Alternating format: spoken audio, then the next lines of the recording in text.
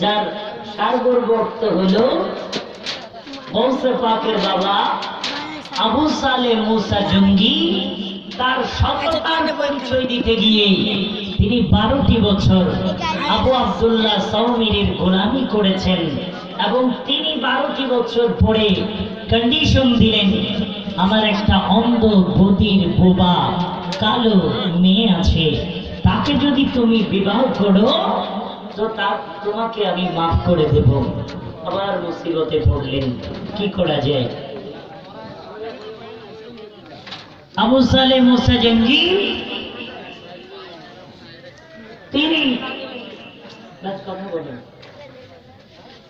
তিনি আবার চিন্তায় পড়ে গেলেন, হায়রে আল্লাহ, শুধু একটা আতল খেয়ে 12টি বছর গোলামি করলাম, 12 বছর পরে বলতেছে তার লেঙ্গা বোবা তোর মেয়ে বিবাহ করতে হবে। আল্লাহ, জীবন তো মনে হয় এখানে শেষ করতে হবে। যাই হোক, কপালে যাই থাকুক না কেন, আগে বিয়েটা তো করে দেখি, মাপ দেখা একবার করুক, বাকিটা পরে দেখা যাবে।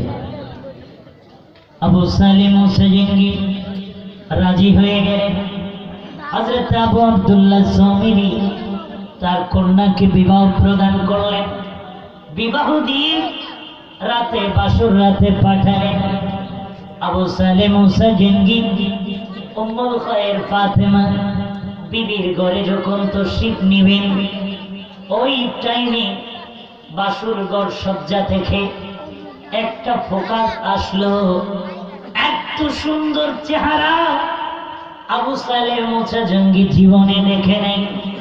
এত সুন্দরী একজন রমণী যখন মুস্কি মুস্কি হাসে, দুই ঠোঁটের ফাঁকা দিয়ে সাদা দাঁতগুলো ঝিকমিক করে, এত সুন্দর মেয়ে হঠাৎ করে নজরে পড়ল। আবু সালেহ মুসা জঙ্গি আল্লাহর ওলি, কোনো বেগানা